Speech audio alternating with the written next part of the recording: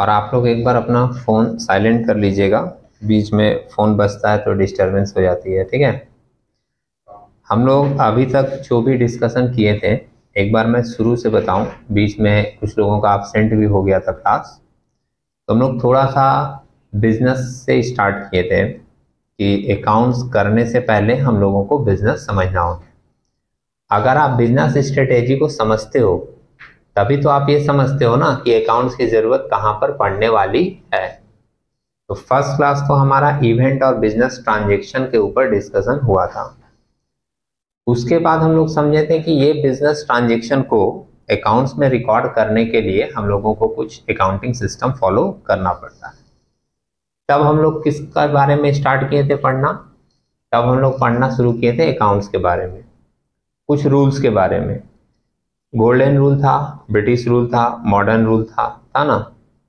अब उन रूल को फॉलो करके हम लोग उसके बाद वाले क्लास में कुछ चीज़ों को आइडेंटिफाई कर रहे थे। आइडेंटिफाई करने का मतलब है कुछ टर्म दिया हुआ है, हम लोगों को बताना है कि ये एक्सपेंस है, लॉस है, इनकम है, गेन है, एसेट्स है, लाइबिलिटीज है, इन सब के बारे में।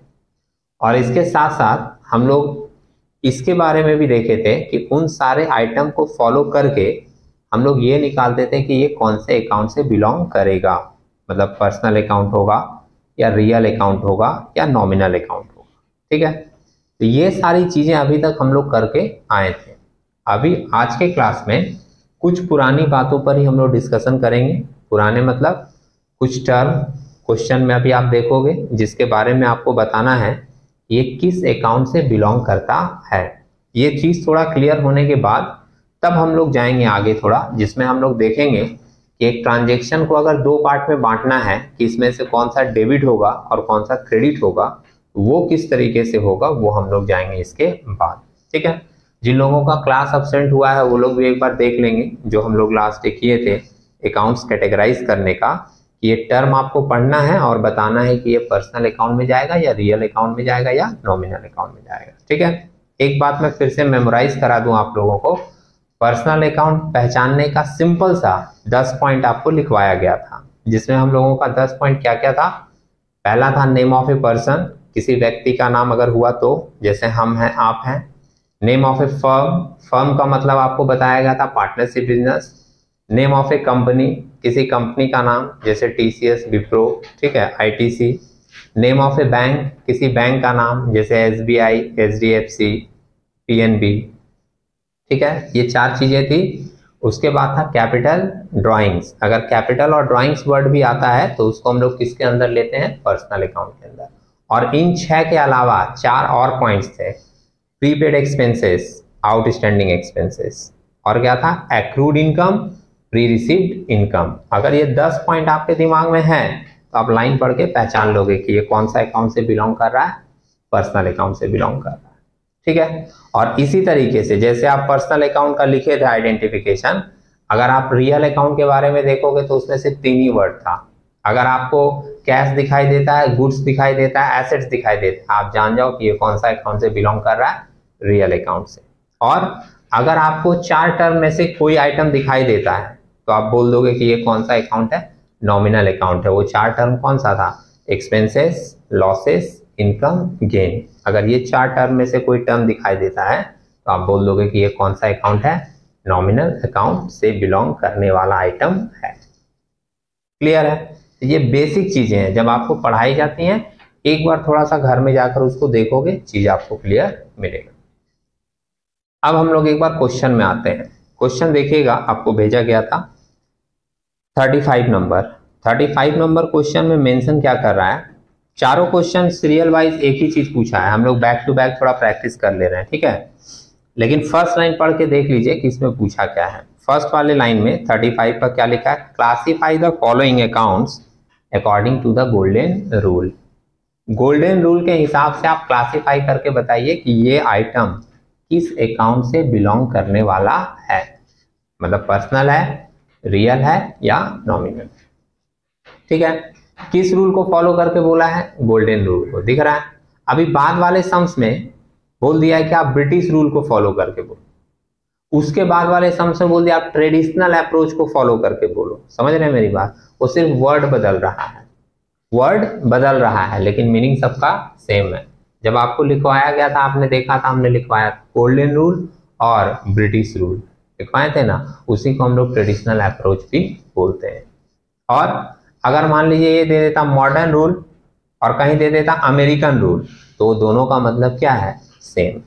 ठीक है, तो एक चीज को कितने टर्म के में बदल बदल के हम लोग जान सकते हैं, ये भी समझ के रखोगे। वर्ड बदलेगा तो वहां पर कंफ्यूजन पैदा नहीं करोगे मन में। ठीक है, ओके। अब देखिए 35 नंबर, पहला लाइन क्या बोला, classify the following accounts according to the golden rule. अब सम्स तो चारों एक जैसा है, तो हम लोग क्या करते हैं, एक बार देखते हैं बोर्ड में वर्ड क्या क्या है और एक एक लाइन करके मैं आपको डिस्कस करके बताऊंगा। पहले मेरा पूरा कंप्लीट हो जाएगा, उसके बाद आप लिखिएगा। नहीं तो क्या होगा, आप एक वर्ड सुनोगे लिखने लगोगे, दूसरा वर्ड आपके दिमाग से हट जाएगा। इससे पहले पूरी बात सुन लीजिए, एक बार मैटर क्लियर हो जाएगा ना, बाद में कभी दोबारा बताना नहीं पड़ेगा और तुम बाद में खुद ही जल्दी जल्दी करना शुरू करोगे। ठीक है, तो पहला पॉइंट इसमें लिखा है कैपिटल। अब हम आपको बताएं, और बोलिएगा भी नहीं आप लोग बीच में, क्योंकि मान लो कोई एक बच्चा जानता हो फटाफट बोलेगा, दूसरा अगर नहीं जानता हो कंफ्यूज हो जाएगा, उसका मन बैठ जाएगा। ऐसा भी होता है, मन बैठना माने समझते हो, दुखी हो जाना, समझे। ये सब हिंदी की कहावतें हैं, मन बैठ जाना, मन बैठ गया मतलब दुखी हो जाना। अब क्या होता है कि 10 लोगों में एक अगर बहुत जल्दी जल्दी बोल रहा है कि ये अकाउंट होगा, ये अकाउंट होगा, ये अकाउंट होगा, तो दूसरा सोचेगा हमको तो कुछ समझ में नहीं आ रहा है, समझ रहे हैं। और स्टार्टिंग के समय में ना आराम से धीरे धीरे कीजिए, पहले हमको पूरा बोलने दीजिए, जब मेरा परफॉर्मेंस खत्म होगा तब आप अपना शुरू कीजिएगा। ठीक है, तो कैपिटल अकाउंट के बारे में हम आपको बताएं बहुत सरल शब्दों में। कैपिटल किससे संबंधित होता है, बिजनेस के ओनर से होता है। जो मालिक रहेगा वही ना पैसा लगाएगा, और जो स्टार्टिंग में पैसा लगाया जाता है उसी को हम लोग बोलते हैं क्या, कैपिटल। तो कैपिटल के पीछे वर्क कौन कर रहा है, कंपनी का मालिक, ओनर है। ओनर है मतलब एक पर्सन है, तो ये हमारा किस अकाउंट से बिलोंग करेगा, पर्सनल अकाउंट से। ठीक है, और ऐसे भी पर्सनल अकाउंट का जो 10 पॉइंट हमने लिखवाया है उसमें कैपिटल का नाम स्वर्णाक्षरों में लिखा हुआ है, कैपिटल, है ना, देखेंगे बोल देंगे पर्सनल अकाउंट। दूसरा आया डिस्काउंट अलाउ। अच्छा, इसका पर्सनल अकाउंट में लिख देता हूं अभी। ठीक है, ये हमारा किससे बिलोंग करेगा, पर्सनल अकाउंट से। अभी जैसे आप एक सम्स देख लोगे ना, 4 सम्स अच्छे से, दोबारा फिर इसको बताना नहीं पड़ेगा, तुम्हारे सामने वर्ड आएगा तुम खुद ही जज कर लो। ठीक है, दूसरा वर्ड आया हमारे पास डिस्काउंट अलाउड। डिस्काउंट अलाउड क्या होता है, जो लोग नहीं जानते बिल्कुल उनके लिए पढ़ाया जा रहा है ये बात। ठीक है, डिस्काउंट अलाउड का सिंपल मीनिंग क्या होता है कि मेरे पास कोई कस्टमर आया, 100 रुपए की चीज है, वो बोला नहीं भैया 90 में दो, तो हम लोग क्या किए, बोल देंगे चलो ठीक है 90 में ले लो, 10 रुपया कटा मेरा। आपके हिसाब से क्या होना चाहिए, कुछ लोग बोलते हैं कि ये मेरा नुकसान हो गया, लॉस, लेकिन कुछ लोग बोलते हैं कि ये लॉस नहीं है, खर्च है, एक्सपेंस। समझ रहे हैं। अब दोनों का ओपिनियन देख, एक जो बोल रहा है कि मेरा 10 रुपया का लॉस है, तो तुमको लगेगा हाँ लॉस ही तो है, 100 रुपया कमाई होने वाला था, 10 रुपया कट के अब कितना मिलेगा, 90, तो 10 का लॉस हो गया। और दूसरा पर्सन क्या बोल रहा है कि नहीं नहीं ये मेरा लॉस नहीं है, ये क्या है, एक्सपेंस है। कैसे एक्सपेंस है, कस्टमर तो पटा रहे हैं ना हम, 10 रुपया का डिस्काउंट दे रहे हैं तो कस्टमर पट रहा है, समझ रहे हैं। एक तरफ से कस्टमर मेरा बढ़ रहा है तो बाद में क्या होगा, मेरा फायदा होगा। समझ रहे मेरी बात। अब तुम एक बात सोचो कि कोई एक्सपेंस बोले या कोई लॉस बोले, दोनों ही केस में ये दोनों पॉइंट किस अकाउंट से बिलोंग करता है, नॉमिनल अकाउंट से। नॉमिनल अकाउंट में 4 ही पॉइंट था ना, एक्सपेंसेस, लॉसेस, इनकम, गेन। तो अगर तुम एक्सपेंस मान रहे हो इसको as an expense, discount allowed को क्या मान रहे हो, एज एन एक्सपेंस, तो भी तुम किस अकाउंट में डालोगे, नॉमिनल अकाउंट। और कोई ये बोल रहा है कि नहीं कहाँ, ये तो मेरा 10 रुपया का नुकसान हो गया, पूरा का पूरा लॉस हो गया, तो अगर वो लॉस भी मानेगा तो किस अकाउंट से बिलोंग करेगा, नॉमिनल अकाउंट से। समझ रहे हैं। तो हम लोग डिस्काउंट अलाउड को किस अकाउंट में डाल देते हैं, नॉमिनल अकाउंट में। समझ रहे हैं मेरी बात। आप लोगों को पूरी बात इसलिए मैं बता रहा हूँ, डायरेक्ट हम लिख सकते हैं कि कौन सा अकाउंट है, लेकिन हम पूरा एक्सप्लेन कर करके इसलिए बता रहे हैं कि कहीं अगर तुमको इस बात के ऊपर चर्चा मिले तो वहां पे बहस मत करना। जैसे तुम कुछ और जानते हो, स्कूल में कुछ और चर्चा हो गया, कोई दूसरा दोस्त है वो कुछ और बता रहा है, तो बहस करने की जरूरत नहीं है, रिलैक्स हो जाइएगा। बोला ये एक्सपेंस है, अच्छा ठीक है तुम्हारा बात। बोला नहीं नहीं लॉस है, तेरा भी बात सही है। बोला ये कुछ नहीं है, तू भी ठीक बोल रहा है। समझ रहा है? एकदम रिलैक्स रहने का, झगड़ा नहीं करने का। चाहे स्कूल में कोई कुछ बोले या कहीं तुम अलग चीज सुनो, अगर मान लो कोई टीचर भी है वो मान लो कुछ बता रहे हैं, तो तुरंत उनके ऊपर हावी नहीं हो जाना है कि सर ऐसा नहीं ऐसा। आराम से सुनिए, अगर आपका मैटर क्लियर नहीं होता, वहां कंफ्यूजन हो जाता है, तो आप हमारे पास लेकर आइए, हम लोग शांति से उसके ऊपर चर्चा करेंगे कि क्या होना चाहिए। समझ रहे मेरी बात? ओके, उत्तेजित नहीं होना है कहीं भी। देखिए अभी तीसरा वर्ड आया हमारे पास, तुम चोरी चोरी लिख रहा है बाबू, सही बात नहीं है, पहले मेरा हो जाएगा तब लिखना, और अभी से तुम चोरी चोरी लिखेगा तो हम विद्या कसम दे देंगे। समझा? सुन, अभी हम लोग लिख रहे हैं मोटर कार। सुनो, मोटर कार क्या है किसी भी चीज बिजनेस के लिए? जैसे कोई भी आदमी बिजनेस कर रहा है, उसने एक कार ले लिया, किस लिए ले लिया? कि मेरा बिजनेस में मदद करेगा, जल्दी जल्दी काम होगा, कुछ कहीं आना जाना हुआ, मीटिंग वगैरह के लिए। तो हमने आपको बताया था कि anything which is used in the business is known as asset. और इसका और अच्छा डेफिनेशन क्या था? Anything which generate the future economic benefit is known as asset. माने कोई भी ऐसा चीज जिसको तुम लेकर आए हो बेचने के लिए नहीं, उसको बिजनेस में यूज करने के लिए, तो उसको हम लोग क्या बोलते हैं? एसेट। और या फिर कोई ऐसा चीज तुम लेकर आए हो जिससे तुमको लगे कि भविष्य में तुमको इस चीज से आर्थिक रूप से फायदा मिलेगा, आर्थिक रूप से मतलब पैसे के टर्म में, तो उसको हम लोग क्या बोलते हैं? एसेट। तो जैसे आप एक मोटर कार लेकर आए हो बिजनेस में यूज करने के लिए, तो आपके बिजनेस के लिए क्या हो गया? एसेट। और आपको रूल क्या लिखवाया गया था कि कैश, गुड्स और एसेट अगर दिखे तो वो किस अकाउंट से बिलोंग करेगा? रियल अकाउंट से। तो हम लोग मोटर कार के सामने क्या लिख देंगे? Real account. मान लो किसी बच्चे के मन में ये आया कि सर मान लीजिए वो मोटर कार बिजनेस में यूज करने के लिए नहीं लाया है, खरीद के लाया है बेचने के लिए, तो अगर बेचने के लिए वो लेकर आएगा तो वो गुड्स हो जाएगा। समझ रहे हैं? किसी भी चीज को अगर आप लाए हो यूज करने के लिए नहीं, बेचने के लिए, तो वो आपके लिए क्या हो जाएगा? गुड्स। लेकिन गुड्स भी अगर होगा तो किस अकाउंट से बिलोंग करेगा? रियल अकाउंट से। समझ रहे हैं मेरी बात? और चौथा आइटम लिखे बिल्स रिसीवेबल। बिल्स रिसीवेबल का सिंपल मीनिंग क्या होता है पहले देख लें। बिल है एक जिस पर ये लिखा हुआ है कि इसका पैसा तुमको फलाना आदमी से मिलने वाला है। ठीक है? ये बिल रिसीवेबल के ऊपर ना पूरा एक चैप्टर ही है अलग से, तो जब वो चैप्टर हम लोग पढ़ेंगे तो इसके बारे में विस्तार से जानेंगे कि और ये क्या क्या होता है, कैसे कैसे लिखा जाता है, कैसे कैसे मूव करता है, इसका रिकॉर्ड कैसे होता है, सब कुछ। लेकिन अभी हम लोग क्या समझे? लिखा है बिल्स रिसीवेबल, मतलब एक बिल है जिसमें लिखा हुआ है कि फलाना आदमी से तुमको इतना रुपया इस डेट में मिलने वाला है। अभी हमने तुमको एसेट का डेफिनेशन सुनाया, याद है? क्या बोले? Anything which generate the future economic benefit. कोई भी ऐसा चीज जिससे भविष्य में तुमको लगे कि हमको पैसा मिलेगा, वो हमारे लिए क्या होगा? एसेट। तो अगर एक बिल में ये लिखा हुआ है कि फलाना डेट में फलाना आदमी से तुमको इतना रुपया मिलेगा, मिलने वाला है, तो मेरे लिए क्या होगा? एसेट। और जो चीज हमारे लिए एसेट होगा वो किस कैटेगरी में जाएगा? रियल अकाउंट में जाएगा। क्लियर है? अब सेम चीज आपको यही चीज कहाँ 36 नंबर में भी करनी है। अब अगर आपको मेरा बात समझ में आने लगा है तो थोड़ा सा हम लोग स्पीड बढ़ा के चलेंगे। ठीक है? पहला लिखा है एक्साइज ड्यूटी। एक्साइज ड्यूटी का मतलब होता है कि अगर हम लोग कोई गुड्स बनाते हैं, मैन्युफैक्चरिंग करते हैं, प्रोडक्ट का प्रोडक्शन, तो गवर्नमेंट उस प्रोडक्शन के ऊपर एक टैक्स चार्ज करता है।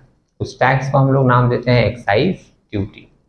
ठीक है? जैसे तुम मान लो किसी चीज का प्रोडक्शन करने लगे, ठीक है? आप अगर वो प्रोडक्शन कर रहे हैं, तंबाकू का प्रोडक्शन कर रहे हैं, ऐसा मत बोलना कि यार ये तो गलत बात है। गलत बात क्या है? आदमी बना रहा है और बेच रहा है और पैसा कमा रहा है कि नहीं? देखो लड़का जोश में आ गया, मेरा विचारधारा और उसका विचारधारा मिलता है, बोल रहा हाँ सही बात है, तंबाकू ही बना के बेचेंगे उसमें ज्यादा कमाई है। फैक्ट है, तुम अगर कंज्यूम करते हो तो कोई बना के बेचता है, तुम कंज्यूम करना बंद कर दो, उसका धंधा बंद हो जाएगा, सीधी बात है। हम लोग क्या करते हैं ना, हर चीज के लिए दोष बना देते हैं। जैसे कुछ आदमी को देखेगा व्हाट्सएप पे फैलाओ, सरकार बंद क्यों नहीं करता, सरकार को उससे फायदा हो रहा है इसलिए बंद नहीं कर रहा है। क्योंकि तुम अगर तंबाकू बनाते हो तो तुम्हारे ऊपर सरकार ज्यादा टैक्स लगाता है, और ज्यादा टैक्स लगाता है तो तुमसे ज्यादा पैसा वसूल करता है, और तुम इसलिए बना रहे हो क्योंकि भारत के लोग उसको क्या कर रहे हैं, यूज कर रहे हैं। समझ रहे हैं? आप यूज करना बंद कर दीजिए, कंपनी को नुकसान होने लगेगा, कंपनी को नुकसान होने लगेगा और सरकार को पैसा नहीं देगा, वो खुद ब खुद क्या हो जाएगा, बंद हो जाएगा। समझ रहे हो? जो आदमी ये बोलता है ना कि सरकार को बंद करवाना चाहिए, ये तुम पूरा जिंदगी में जितना पैसा नहीं देते हो ना टैक्स का, वो कंपनी उतना एक साल में देता है। समझ रहे मेरी बात? तो क्यों सरकार उसको बंद कराएगा? और उसी पैसे से इंफ्रास्ट्रक्चर का काम चल रहा है दुनिया भर का, क्यों बंद कराएगा? सीधी बात है, बिजनेस है, इसको तुम एथिक्स में जोड़कर मत लेना।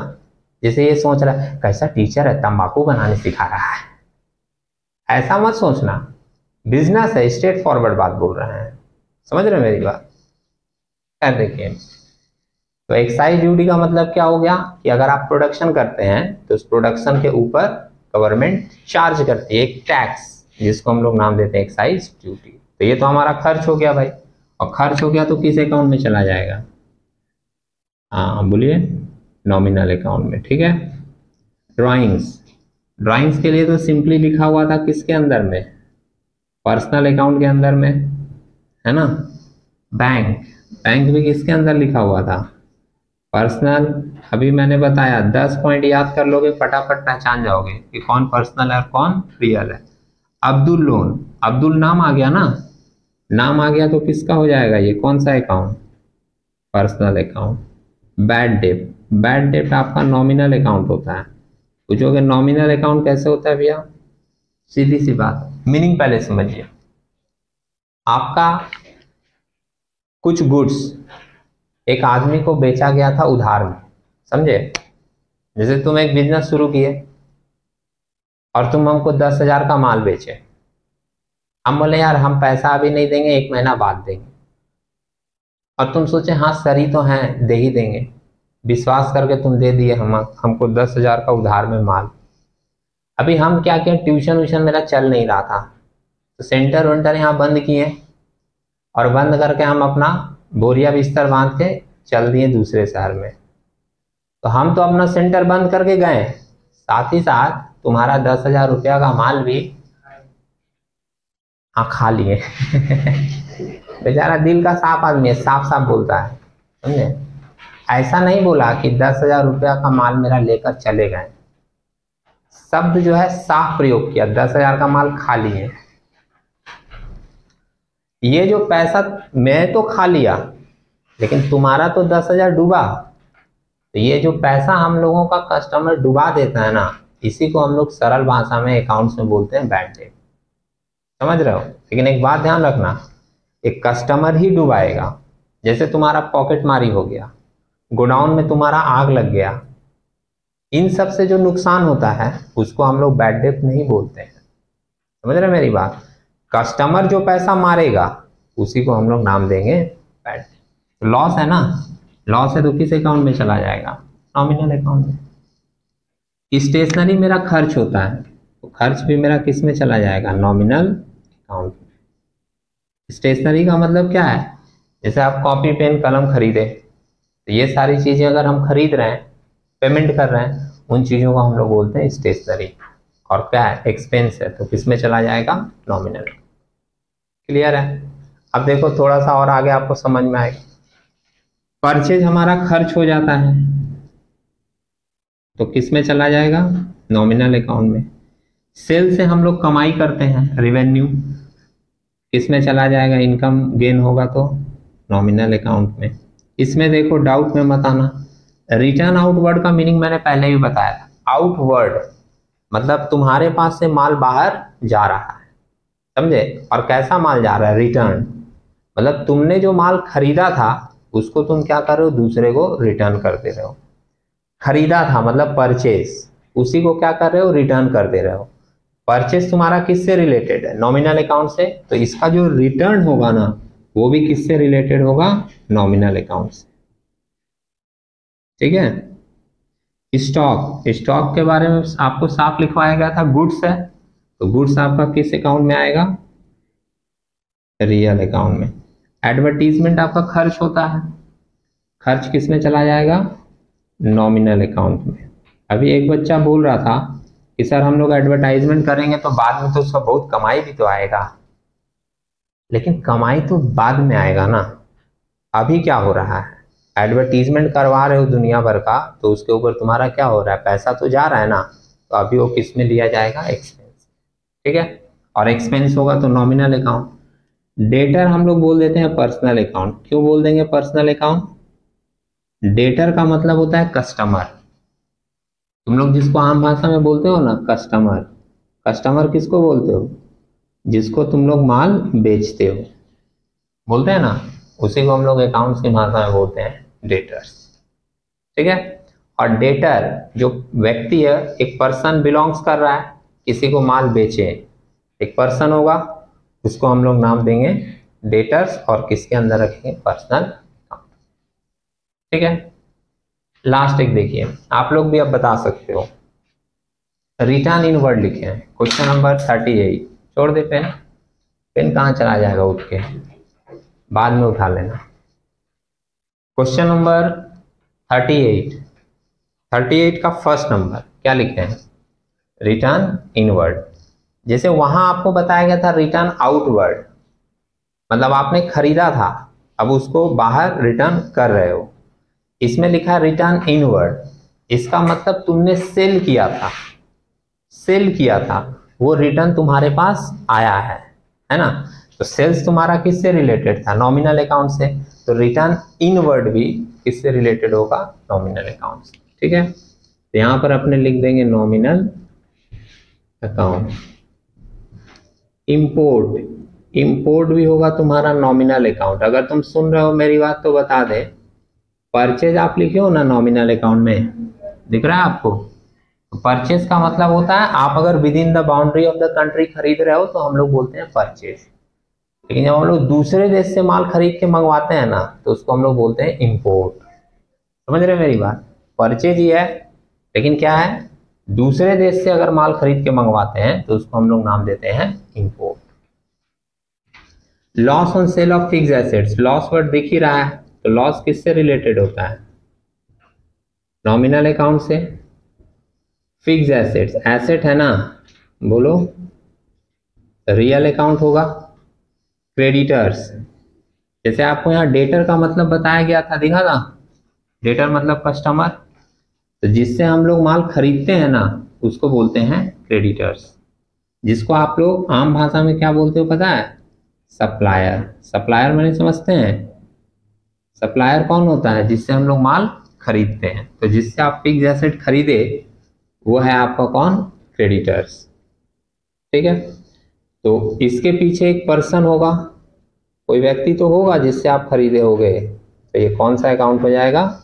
Personal account. और कैपिटल दे दिया है, कैपिटल हम लोग फर्स्ट में ही लिखे थे, कौन सा अकाउंट होगा? Personal account. ठीक है। सारी चीजें एक्सप्लेन करके बताए हैं, फिर भी अगर तुम्हारे मन में डाउट आ जाए तो तुम लोग एक बार इसको देख लो, लिख लो अब आराम से, और लिखने के बाद मन में डाउट आए किसी से रिलेटेड तो फिर से एक बार पूछ लो, मैं उसको रिपीट कर दूंगा। ठीक है।